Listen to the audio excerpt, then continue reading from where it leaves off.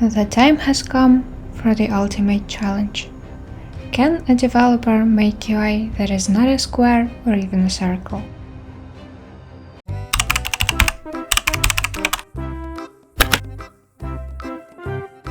Without using the asset store. Hello and welcome to my channel.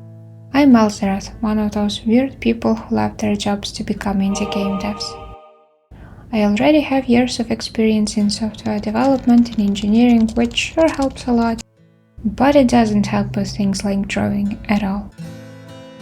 This devlog is dedicated to my first game, the one I decided to make so I can learn all the basics and find out if solo game dev path is really for me. The previous video was dedicated to mechanics, levels and level design, so at this point we have a game that is absolutely playable. But it's ugly as hell. This is exactly what we will address in this video, as I'm going to change all the UI in this game, along with both main menu and level selection screen. The first thing we're going to address is the most apparent one. It's every single UI element the user interacts with during the game loop. For now, it is all stuffed with ugly placeholders, but it's finally time to change this. Of course, I could go and look for some asset packs, but I didn't want to give it a generic casual game look, and since we already use free asset store models, I needed something to make it stand out at least a bit. So I decided to draw this myself. And because I'm not an artist, I decided to stick with something simple and not to overload it. So I got these three icons for menu buttons to turn sound on and off, restart level and move to the main page, some pretty hearts for HP, some more buttons for jumping and throwing buffs. As for the joystick, I tried more complicated things, but it all looked so weird and unnatural, so I just decided to stick with the circle. The palette is of course all green with some leaves added as decorations, because forest, fairies and all of that.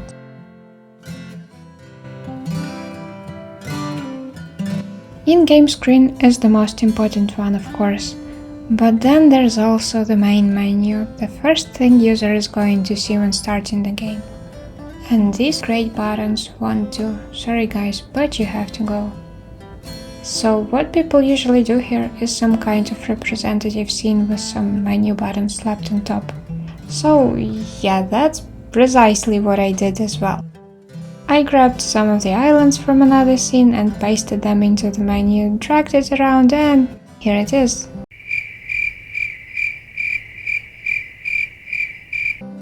And nope, not really, as I had to tweak all of the platform movement script values to make it more diverse or whatever.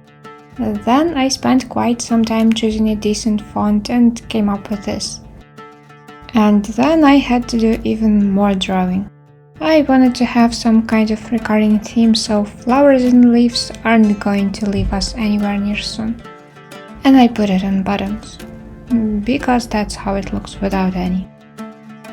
So yeah, absolutely necessary to have it here, as you can see. So now, when we have UI for both in-game and main menu, we're left with the most terrifying one. The map.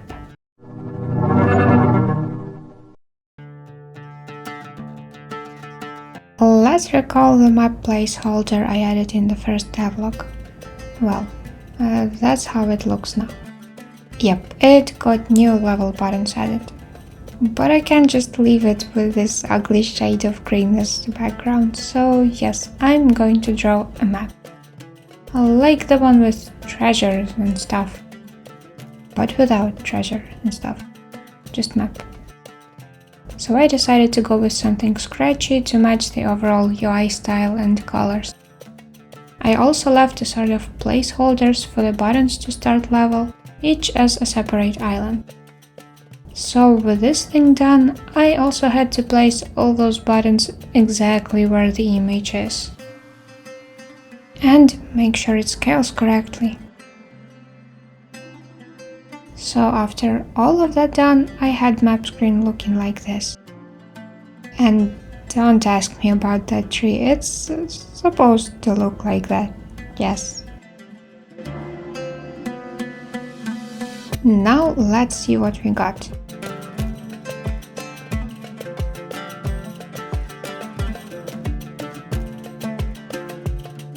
As for my first ever 2D assets, I'd say it isn't bad at all.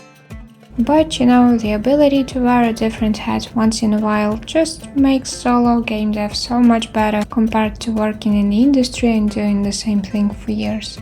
And it's also one of those things that helps us stay dedicated and actually complete something without having any rewards or external motivation. Speaking of completing something, the game is already finished and available for download.